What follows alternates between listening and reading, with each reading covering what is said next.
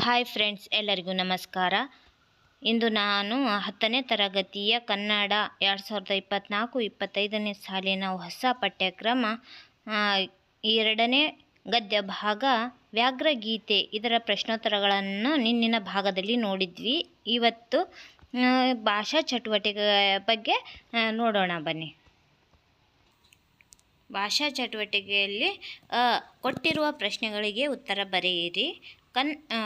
Main 1 Kannada ಸಂಧಿಗಳನ್ನು ಹೆಸರಿಸಿ. ಎರಡೆರಡು ಉದಾಹರಣೆಗಳನ್ನು ಬರೆಯಿರಿ. ಉತ್ತರ: ಲೋಪ, ಆಗಮ, ಆದೇಶ ಇವು ಕನ್ನಡ ಸಂಧಿಗಳು. ಉದಾಹರಣೆಗೆ ಲೋಪ, ಅದರ ಉದಾಹರಣೆ ಊರೂರು, ಮಾತಂತು. ಆಗಮ, ಕೈಯನ್ನು, ಮರವನ್ನು. ಆದೇಶ ಮಳೆಗಾಲ, ಮೈದೂರು, ಬೆಂಬತ್ತು. 2ನೇ ಕ್ವಶನ್: ಸಂಸ್ಕೃತ ಸಂಧಿಗಳ ಹೆಸರುಗಳನ್ನು ಸ್ವರ ಮತ್ತು ವ್ಯಂಜನ ಸಂಧಿಗಳಾಗಿ ವಿಂಗಡಿಸಿ ಬರೆಯಿರಿ. ಉತ್ತರ: ಸಂಸ್ಕೃತ ಸ್ವರ ಸಂಧಿಗಳು ಸುವರ್ಣ ದೀರ್ಘ, ಗುಣ, ವೃದ್ಧಿ, ಎಣ್ ಸಂಧಿಗಳು. ಸಂಸ್ಕೃತ ವ್ಯಂಜನ ಸಂಧಿಗಳು ಜಶ್ಯ, ಶುತ್ವ, ಅನುನಾಸಿಕ ಸಂಧಿ. 3ನೇ ಕ್ವಶನ್: ಕೊಟ್ಟಿರುವ ಪದಗಳನ್ನು ಬಿಡಿಸಿ ಸಂಧಿ ಹೆಸರಿಸಿ. ಸುರಾಸುರ, ಬಲ್ಲೆನೆಂದು. ಸೂರ್ಯೋದಯ, ಮಳೆಗಾಲ. ಅಷ್ಟೈಶ್ವರ್ಯ, ವೇದಿಯಲ್ಲಿ. ಇದನ್ನು ಬಿಡಿಸಿ ಯಾವ ಸಂಧಿ ಅಂತ ನೋಡೋಣ ಬನ್ನಿ. ಉತ್ತರ: ಸುರ ಪ್ಲಸ್ ಅಸುರ, ಸುರಾಸುರ. ಸುವರ್ಣ ದೀರ್ಘ ಸಂಧಿ. ಬಲ್ಲೆನು ಪ್ಲಸ್ ಎಂದು, ಬಲ್ಲೆನೆಂದು. ಸ್ವರಲೋಪ ಸಂಧಿ. ಸೂರ್ಯ ಪ್ಲಸ್ ಉದಯ, ಸೂರ್ಯೋದಯ. ಸುವರ್ಣ ಸಂಧಿ. ಮಳೆ ಪ್ಲಸ್ ಕಾಲ, ಮಳೆಗಾಲ. ಆದೇಶ ಸಂಧಿ. ಅಷ್ಟ ಪ್ಲಸ್ ಐಶ್ವರ್ಯ, ಅಷ್ಟೈಶ್ವರ್ಯ. ವೃದ್ಧಿ ಸಂಧಿ. ವೇದಿ ಪ್ಲಸ್ ಅಲ್ಲಿ, ವೇದಿಯಲ್ಲಿ. ಯಕಾರಾಗಮ ಸಂಧಿ. ಮೊದಲೆರಡು ಪದಗಳಿರುವ ಸಂಬಂಧದಂತೆ ಮೂರನೇ ಪದಕ್ಕೆ ಸರಿಯಾದ 4ನೇ ಪದ ಬರೆಯಿರಿ. 1ನೇ ಕ್ವಶನ್: ಬೇಗ ಬೇಗ, ದ್ವಿರುಕ್ತಿ. ಧೀರಶೂರ, ಜೋಡು ನುಡಿ. ಲೋಪ ಸಂಧಿ, ಸ್ವರ ಸಂಧಿ. ಆದೇಶ ಸಂಧಿ, ಗದಭಾದೇಶ ಸಂಧಿ. ಕಟ್ಟ ಕಡೆಗೆ, ಕಡೆಗೆ ಕಡೆಗೆ. ಮೊತ್ತ ಮೊದಲು, ಮೊತ್ತ ಮೊದಲು. ಶರಶ್ಚಂದ್ರ, ಶುತ್ವ ಸಂಧಿ. ದಿಗಂತ, ಜಸ್ತ್ವ ಸಂಧಿ. ಈ ಗಾದೆ ಮಾತುಗಳನ್ನು ವಿಸ್ತರಿಸಿ ಬರೆಯಿರಿ. ಕೈ ಕೆಸರಾದರೆ ಬಾಯಿ ಮೊಸರು. ಇದರ ಬಗ್ಗೆ ನೋಡೋಣ ಬನ್ನಿ. ದುಡಿಮೆಯ ಮೌಲ್ಯವನ್ನು ಈ ಗಾದೆಯು ನಮಗೆ ತಿಳಿಸುತ್ತದೆ. 12ನೇ ಶತಮಾನದ ಶಿವಶರಣರು ಸಾರಿದಂತೆ ಕಾಯಕವೇ ಕೈಲಾಸ. ಭಗವದ್ಗೀತೆಯೂ ಇದನ್ನೇ ಹೇಳುತ್ತದೆ. ಕೆಲಸ ಮಾಡುವಾಗ ಸಾಮಾನ್ಯವಾಗಿ ಕೈ ಕೆಸರಾಗುವುದು ಸಹ ಕೈ ಕೆಸರಾಗುವುದು ಎಂದರೆ ಬೆವರು ಹರಿಸಿ ದುಡಿಯುವುದು. ಕೆಲಸ ಮಾಡದೆ ನಮಗೆ ತಿನ್ನಲು ಆಹಾರ ಸಿಕ್ಕಲಾಗದು. ಒಂದು ವೇಳೆ ಸಿಕ್ಕರೆ ಅದು ಹಂಗಿನ ಅನ್ನವೆನಿಸುವುದು. ಅನ್ಯರನ್ನು ಆಶ್ರಯಿಸಿ ಪಡೆದ ಕೂಳು ಹಂಗಿನ ಕೂಳು. ಅದು ನಮ್ಮ ಮಾನಹಾನಿಗೆ ಕಾರಣ. ನಾವು ದುಡಿಯಬೇಕು, ಸುಖ ಪಡಬೇಕು. ಬಾಯಿಗೆ ಮೊಸರು ಎಂದರೆ ಸುಖದ ಊಟವೆಂದರ್ಥ. ಮೊಸರನ್ನವನ್ನು ಉಣ್ಣಬೇಕಾದರೆ ನಮ್ಮ ಗಳಿಕೆ ತೃಪ್ತಿಕರವಾಗಿರಬೇಕು. ಹೀಗೆ ಪ್ರತಿಯೊಬ್ಬರೂ ಶ್ರಮಪಟ್ಟು ದುಡಿದರೆ ದೇಶದ ಪ್ರಗತಿ ನಿಶ್ಚಿತ. ಅನ್ನದ ಕೊರತೆಯ ಕೂಗು ಕೇಳಿಸದು. ಆದ್ದರಿಂದ ಹಸಿವು ಹಿಂಗಬೇಕಾದರೆ ನಮ್ಮೆಲ್ಲರ ಕೈ ಕೆಸರಾಗಬೇಕು. ಶ್ರಮ ಗೌರವನರಿತು ನಾವು ಪ್ರಾಮಾಣಿಕವಾಗಿ ದುಡಿದು ಉಣ್ಣಬೇಕು. ಕುಂಬಾರನಿಗೆ ವರುಷ, ದೊಣ್ಣೆಗೆ ನಿಮಿಷ. 2ನೇದು ಕುಂಬಾರನಿಗೆ ವರುಷ, ದೊಣ್ಣೆಗೆ ನಿಮಿಷ. ಈ ಮಾತನ್ನು ವಿಶೇಷವಾಗಿ ವಿಘ್ನ ಪುರುಷರ ಕುರಿತು ಮಾತನಾಡುವಾಗ ಬಳಸುವುದುಂಟು. ಯಾವುದೇ ರಚನಾತ್ಮಕ ಕಾರ್ಯವನ್ನು ಮಾಡಬೇಕಾದರೆ ಸಮಯ ಹಿಡಿಯುತ್ತದೆ. ಅದೇ ಹಾಳು ಮಾಡುವುದಕ್ಕೆ ಸಮಯ ಬೇಕಾಗಿಲ್ಲ ಎಂದು ಅಂಶವನ್ನು ಈ ಗಾದೆ ಮಾತು ತಿಳಿಸಿಕೊಡುತ್ತದೆ. ಕುಂಬಾರನು ಮಣ್ಣನ್ನು ತಂದು ಹದಗೊಳಿಸಿ ಹಲವಾರು ದಿನಗಳ ಕಾಲ ಸತತ ಪರಿಶ್ರಮ ಪಟ್ಟು ಮಡಿಕೆಗಳನ್ನು ಮಾಡುತ್ತಾನೆ. ಅಂಥ ಮಡಿಕೆಗಳನ್ನು ಒಂದೇ ಒಂದು ದೊಣ್ಣೆಯಿಂದ ಒಡೆದು ನಾಶ ಮಾಡಲು ಒಂದು ನಿಮಿಷವೂ ಬೇಕಾಗುವುದಿಲ್ಲ. ಹೀಗೆ ಕುಂಬಾರನ ಕಷ್ಟ ಪರಿಶ್ರಮಗಳಿಂದ ಸಿದ್ಧವಾದ ಮಡಿಕೆಗಳನ್ನು ಸುಲಭವಾಗಿ ನಾಶ ಮಾಡಬಹುದು, ನಿರುಪಯುಕ್ತಗೊಳಿಸಬಹುದು. ಆದರೆ ಅವೇ ಮಡಿಕೆಗಳನ್ನು ಪುನಃ ಮಾಡುವುದು ಸುಲಭವಾಗುವುದಿಲ್ಲ. ಒಂದು ವೇಳೆ ಕೆಲಸವನ್ನು ಮಾಡುವುದಕ್ಕೆ ಹಲವು ಹತ್ತಾರು ಜನರ ಸಹಕಾರಗಳು ಬೇಕಾಗುತ್ತವೆ. ದೀರ್ಘವಾದ ಪರಿಶ್ರಮ ಪ್ರಯತ್ನಗಳಿಂದ ಮಾಡುವ ಒಂದು ಒಳ್ಳೆಯ ಕೆಲಸವು ಸಾರ್ಥಕ ಫಲವಾಗಿ ರೂಪುಗೊಳ್ಳುತ್ತದೆ. ಆದರೆ ಅದನ್ನು ನಾಶ ಮಾಡುವುದಕ್ಕೆ ಕಷ್ಟಪಡಬೇಕಾಗಿಲ್ಲ. ಒಂದು ಶಿಲ್ಪ ಕಲಾಕೃತಿಯನ್ನು ರಚಿಸುವುದಾಗಲಿ ಸಂಘ ಸಂಸ್ಥೆಗಳನ್ನು ಕಟ್ಟುವುದಾಗಲಿ ಸುಲಭದ ಸಂಗತಿಯಲ್ಲ. ಆದರೆ ಒಬ್ಬನೇ ಒಬ್ಬ ವಿಘ್ನ ಸಂತೋಷಿ ಅವುಗಳನ್ನು ಸುಲಭದಲ್ಲಿ ನಿರ್ನಾಮ ಮಾಡಬಲ್ಲನು. ನಾಶ ಮಾಡುವುದೊಂದೇ ಅವನಿಗೆ ಗೊತ್ತು. ನಾಶ ಕಾರ್ಯ ಸುಲಭ, ಸೃಷ್ಟಿ ಕಾರ್ಯ ಕಷ್ಟ ಎಂಬುದೇ ಈ ಗಾದೆ ಮಾತಿನ ತಾತ್ಪರ್ಯವಾಗಿದೆ. ಈ ವಿಷಯಗಳಿಗೆ ಸಂಬಂಧಿಸಿ ಪ್ರಬಂಧ ಬರೆಯಿರಿ. ಸ್ವಚ್ಛ ಭಾರತ ಅಭಿಯಾನ. ಭಾರತದ ಪ್ರಸ್ತುತ ಪ್ರಧಾನಿ ಮಾನ್ಯ ಶ್ರೀ ನರೇಂದ್ರ ಮೋದಿಯವರು ಈ ಸ್ವಚ್ಛ ಭಾರತ ಅಭಿಯಾನ ಎಂಬ ಯೋಜನೆಯನ್ನು ಅನುಷ್ಠಾನಕ್ಕೆ ತಂದರು. ಸ್ವಚ್ಛತೆಯು ಯಾರಿಗೆ ಬೇಡ? ಸಕಲ ಚರಾಚರಗಳಿಗೂ ಸ್ವಚ್ಛತೆ ಎಂದರೆ ಬಲು ಪ್ರೀತಿ. ನಾವು ವಾಸಿಸುವ ಭೂಮಿ ಹಾಗೂ ಅದರ ಮೇಲಿರುವ ಮರ ಬಳ್ಳಿಗಳು, ಪಶು ಪಕ್ಷಿ, ಉರಗ ಕೀಟಗಳು, ಸರೋವರ, ಸಮುದ್ರಗಳು, ಗಾಳಿ, ಆಕಾಶ ಈ ಎಲ್ಲವನ್ನೂ ಪರಿಸರವೆಂದು ಕರೆಯುತ್ತೇವೆ. ಈ ಪರಿಸರದ ಸಹಜ ಸ್ಥಿತಿಗೆ ಅಪಾಯವನ್ನು ಉಂಟು ಮಾಡುವುದರಿಂದ ಪರಿಸರದ ಸ್ವಚ್ಛತೆಗೆ ಭಂಗ ಬರುತ್ತದೆ. ಇದು ಮನುಷ್ಯನು ತಾನೇ ಪರಿಸರಕ್ಕೆ ಒಡೆಯನೆಂದು ಭ್ರಮಿಸಿದ್ದಾನೆ.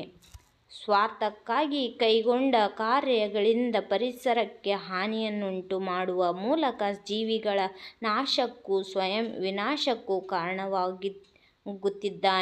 ಜಲಮಾಲಿನ್ಯ, ವಾಯುಮಾಲಿನ್ಯ, ಶಬ್ದಮಾಲಿನ್ಯ, ಭೂಮಾಲಿನ್ಯ ಹೀಗೆ ನಾನಾ ರೀತಿಗಳಲ್ಲಿ ಪರಿಸರವು ಮಲಿನಗೊಳ್ಳುತ್ತದೆ. ಕೆರೆ ಕಟ್ಟೆಗಳು, ನದಿ ಸರೋವರಗಳು ನೀರಿನ ನೆಲೆಗಳಾಗಿವೆ. ನಗರಗಳ ಕೊಳಚೆ, ಕಾರ್ಖಾನೆಗಳ ತ್ಯಾಜ್ಯ ವಸ್ತುಗಳು, ಬೆಳೆಗಳಿಗೆ ಸಿಂಪಡಿಸುವ ಕ್ರಿಮಿನಾಶಕಗಳು, ಭೂಮಿಗೆ ಸೇರಿಸುವ ರಾಸಾಯನಿಕಗಳು, ಗೊಬ್ಬರಗಳು ಈ ನೀರಿಗೆ ಸೇರಿ ಜಲಮಾಲಿನ್ಯವನ್ನುಂಟು ಮಾಡುತ್ತದೆ. ಇಂತಹ ಕಲುಷಿತ ನೀರನ್ನು ಕುಡಿಯುವುದರಿಂದ ನಾನಾ ವಿಧದ ರೋಗಗಳಿಗೆ ಕಾರಣವಾಗುತ್ತದೆ. ಇದರ ಜೊತೆಗೆ ನಾವು ಸೇವಿಸುವಂತಹ ಆಹಾರವಾದರೂ ಪರಿಶುದ್ಧವಾಗಿರಬೇಕು. ಶುಚಿ ಮತ್ತು ರುಚಿಯಾದ ಆಹಾರ ಸೇವನೆಯು ಆರೋಗ್ಯಕ್ಕೆ ಒಳ್ಳೆಯದು. ಇದರೊಂದಿಗೆ ನಾವು ಬಳಸಿಬಿಟ್ಟ ತ್ಯಾಜ್ಯಗಳನ್ನು ಎಲ್ಲೆಂದರಲ್ಲಿ ಎಸೆಯಬಾರದು. ಹಾಗೆ ಎಸೆಯುವುದರಿಂದ ಸ್ವಚ್ಛತೆಗೆ ಭಂಗ ಬರುತ್ತದೆ. ಆಸ್ಪತ್ರೆ, ಶಾಲಾ ಕಾಲೇಜುಗಳ ಆವರಣ ಹಾಗೂ ಜನನಿಬಿಡ ಪ್ರದೇಶಗಳನ್ನು ಸ್ವಚ್ಛವಾಗಿಟ್ಟುಕೊಂಡು ಬಯಲು ಬಹಿರ್ದೆಸೆಯನ್ನು ನಿವಾರಣೆ ಮಾಡಿ ಸ್ವಚ್ಛ ಭಾರತ ಅಭಿಯಾನಕ್ಕೆ ಕೈಜೋಡಿಸಿರಿ ಎಂಬುದೇ ಪ್ರಧಾನಿಯವರ ಆಶಯ. ಪ್ರಾಚ್ಯ ಸ್ಮಾರಕಗಳ ರಕ್ಷಣೆ. ಪ್ರಾಚ್ಯ ಸ್ಮಾರಕಗಳು ಗತಕಾಲದ ಇತಿಹಾಸದ ಪಳೆಯುಳಿಕೆಗಳು. ಆ ಸೇತು ಹಿಮಾಚಲದಿಂದ ಕನ್ಯಾಕುಮಾರಿಯವರೆಗೆ ಅನೇಕ ರಾಜ ಮಹಾರಾಜರು ಆಳಿ ಹೋದರು. ಇವರು ಕೇವಲ ರಾಜ್ಯವನ್ನಾಳಿ ಮಾತ್ರ ಹೋಗದೆ ತಮ್ಮ ಆಳ್ವಿಕೆಯ ಅವಧಿಯಲ್ಲಿ ಎಂದೆಂದಿಗೂ ಅಚ್ಚಳಿಯದಂತಹ ಸ್ಮಾರಕಗಳು ನಿರ್ಮಿಸಿ ಹೋದರು. ಕರ್ನಾಟಕದ ಮಟ್ಟಿಗೆ ಹೇಳುವುದಾದರೆ ಅನೇಕ ಪ್ರಾಚ್ಯ ಸ್ಮಾರಕಗಳು ನಮಗೆ ನೋಡಲು ಸಿಗುತ್ತವೆ. ಉತ್ತರ ಭಾರತ ನಿಸರ್ಗದ ದೃಷ್ಟಿಯಿಂದ ನೋಡಲು ಚಂದ. ದಕ್ಷಿಣ ಭಾರತವು ಪ್ರಾಚ್ಯ ಸ್ಮಾರಕಗಳು, ಗುಡಾರಗಳಿಗೆ ಚಂದವೆಂದು ಹೇಳುತ್ತಾರೆ. ಉದಾಹರಣೆಗಾಗಿ ವಿಜಯಪುರವನ್ನು ತೆಗೆದುಕೊಳ್ಳೋಣ. ಆದಿಲ್ ಶಹಾನ ಕಾಲದಲ್ಲಿ ಇಲ್ಲಿ ಗೋಲ್ಗುಮ್ಮಟದಂತಹ ಭವ್ಯ ಕಟ್ಟಡವನ್ನು ಇವಲ್ಲದೆ ಬಾರಕಮಾನ, ಉಪ್ಪಲಿ ಬುರ್ಜ್, ತಾಜ್ ಬಾವಡಿ, ಗುಂಡಬಾವಡಿ, ಮುಲಕ್ ಮೈದಾನ, ತೊಂಪು ಇವೆಲ್ಲವುಗಳು ಆತನ ಕಾಲದಲ್ಲಿಯೇ ಆಗಿದ್ದು ಇಂದು ಇಡೀ ಜಗತ್ತಿನ ಜನರನ್ನು ಆಕರ್ಷಿಸುತ್ತಿವೆ. ಎರಡನೆಯದಾಗಿ ಶ್ರವಣಬೆಳಗೊಳ ಹಳೇಬೀಡು, ಬೇಲೂರುಗಳನ್ನು ತೆಗೆದುಕೊಳ್ಳೋಣ. ಶ್ರವಣಬೆಳಗೊಳದಲ್ಲಿ ವಿಶ್ವವಿಖ್ಯಾತ ಬಾಹುಬಲಿಯ ಮೂರ್ತಿ ಇದೆ. ಚಾಮುಂಡರಾಯನು ಇದನ್ನು ಏಕಶಿಲೆಯಲ್ಲಿ ನಿರ್ಮಿಸಿದ್ದಾನೆ. ಅದರಂತೆ ಬೇಲೂರು, ಹಳೇಬೀಡುಗಳು ಹೊಯ್ಸಳರ ಕಾಲದ ಶಿಲ್ಪಗಳಾಗಿವೆ. ಚೆನ್ನಕೇಶವ ದೇವಾಲಯ ಹಾಗೂ ಬೇಲೂರಿನ ಶಿಲಾಬಾಲಿಕೆ ಇವು ಪ್ರಸಿದ್ಧವಾಗಿವೆ. ವಿಜಯಪುರದ ಶ್ರೀ ಕೃಷ್ಣರಾಯರ ಆಳ್ವಿಕೆಯ ಕಾಲದಲ್ಲಿ ಶ್ರೀ ವಿರೂಪಾಕ್ಷ ದೇವಾಲಯ ಹಾಗೂ ವಿಜಯವಿಠ್ಠಲ ಗುಡಿ, ಇಲ್ಲಿನ ಸಂಗೀತದ ಕಂಬಗಳು ಪ್ರಸಿದ್ಧವಾಗಿವೆ. ಕಲ್ಲಿನ ರಥ, ಪುರಂದರ ಮಂಟಪ, ಸಾಸುವೆಕಾಳು ಗಣಪ, ಕಡಲೆಕಾಳು ಗಣಪ, ಉಗ್ರ ನರಸಿಂಹ, ಬಡವಿಲಿಂಗ ಇವೆಲ್ಲ ಪ್ರಸಿದ್ಧವಾಗಿವೆ. ಇವು ಅತಿ ಮುಖ್ಯವಾದ ಪ್ರಾಚ್ಯ ವಸ್ತು ಸ್ಮಾರಕಗಳಾದವು.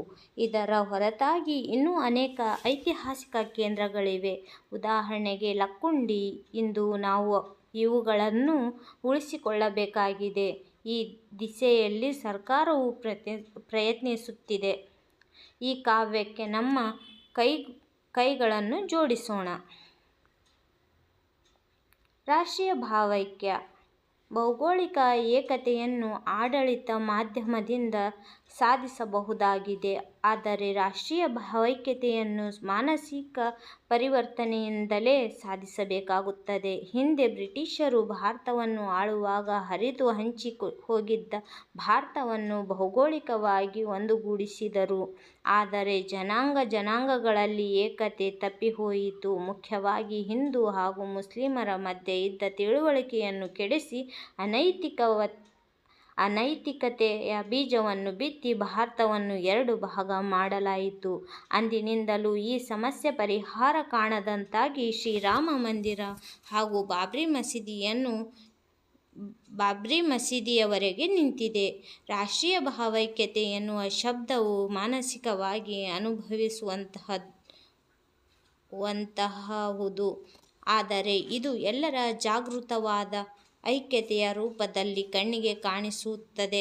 ಭಾರತ ದೇಶದ ಮೇಲೆ ಪರರಾಷ್ಟ್ರದ ಆಕ್ರಮಣವಾದಾಗ ಸಮಗ್ರ ದೇಶದ ಜನರೇ ವೈರಿಗಳ ವಿರುದ್ಧ ಒಗ್ಗಟ್ಟಾಗಿ ನಿಂತು ಅದನ್ನು ಎದುರಿಸಿದರೆ ಅದು ರಾಷ್ಟ್ರೀಯ ಐಕ್ಯತೆ ಎನಿಸುವುದು. ರಾಷ್ಟ್ರೀಯ ಭಾವೈಕ್ಯತೆ ಎಂಬುದು ಕೇವಲ ಭಾರತಕ್ಕೆ ಮಾತ್ರ ಸಂಬಂಧಿಸಿರುವುದಲ್ಲ, ಇಡೀ ವಿಶ್ವಕ್ಕೆ ಸಂಬಂಧಿಸಿದೆ. ಒಂದು ಕಾಲಕ್ಕೆ ಹಿಂದೂಗಳಷ್ಟೇ ಇದ್ದ ಹಿಂದೂಸ್ಥಾನದಲ್ಲಿ ಇಂದು ಹಲವು ಜಾತಿಪಥಗಳ ಜನರು ವಾಸಿಸುತ್ತಾರೆ. ಎಲ್ಲ ಮತ, ಧರ್ಮ, ಜಾತಿ, ವಿಜಾತಿ, ವಿಚಾರ ಹಾಗೂ ಸಂಸ್ಕೃತಿಗಳನ್ನು ಬದಿಗಿರಿಸಿ ನಾವೆಲ್ಲ ಒಂದು ಎಂದು ಐಕ್ಯ ಭಾವನೆಯನ್ನು ನಮ್ಮಲ್ಲಿ ಬೆಳೆಸಿಕೊಂಡು ಬಂದು ವರ್ಣಭೇದವೆಂತದೇ ನಾವೆಲ್ಲರೂ ಭಾರತಾಂಬೆಯ ಮಕ್ಕಳು ಎಂಬ ಭಾವನೆ ನಮ್ಮಲ್ಲಿ ಬರಲಿ.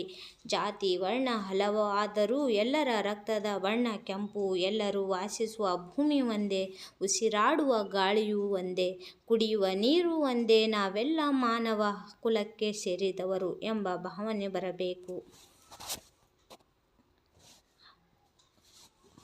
ಇಷ್ಟು ಭಾಷಾ ಚಟುವಟಿಕೆಯಲ್ಲಿ ನಾವು ನೋಡಿದ್ದೀವಿ ಫ್ರೆಂಡ್ಸ್. ನಿಮಗೆ ಬೇರೆ ಯಾವುದಾದ್ರೂ ಲೆಸನ್ ಬೇಕಾದರೆ ಕಾಮೆಂಟ್ ಸೆಕ್ಷನಲ್ಲಿ ಕಾಮೆಂಟ್ಸ್ ಮಾಡಿ. ಅದರ ಬಗ್ಗೆ ನಾನು ವಿಸ್ತಾರವಾಗಿ ಹೇಳಿ ಆನ್ಸರ್ ಹಾಕ್ತೀನಿ.